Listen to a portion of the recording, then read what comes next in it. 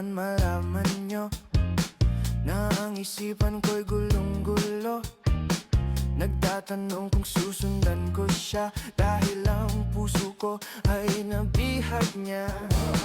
Alam mo bang minamahal ko siya, at tunay ang aking nadarama. Kahit ako'y nagmumukhang tanga, ay ayos lang basta kasama siya. Kahit sabihin pa ng iba, nababaliw na akong talaga.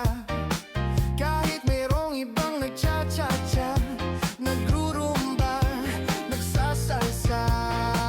Pwedeng sabihin nyo to sa kanya, ang puso ko'y nahihirapan na. Ano pa ba ang pwede kong gawin na uubra upang maakit siya?